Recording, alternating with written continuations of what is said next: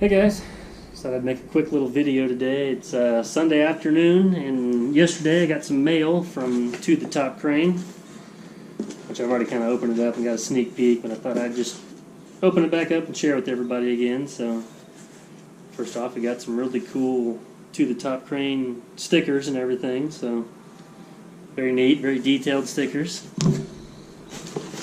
And the GoPro magnet mount. So he makes these little magnet mounts where he's got them, like one of them stuck on the end of the crane on the boom, and then he has one in the cab. And I sent him a message a few weeks ago and said I'd be interested in having one to either put on my excavator or my loader, and just thought I could maybe get some different camera angles and some better footage and stuff like that. I'm going to try to start making some more videos a little more often. I thought this would be the way to go. The little suction cup mount that I have doesn't always quite cut it, or falls off and hits me in the head or whatever. So, and yeah, thank you Jimmy with To the Top Crane. Like I said, if you guys haven't checked out his channel, it's just To the Top Crane.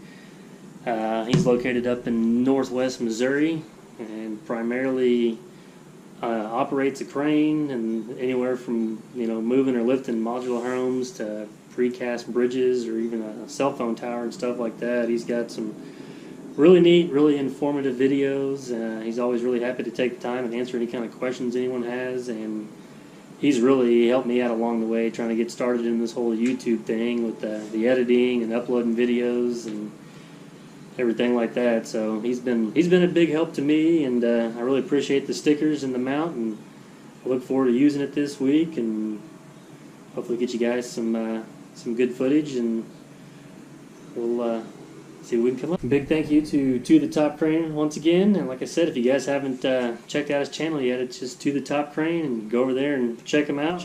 Like, subscribe, and you won't be disappointed. I'll talk to you guys later.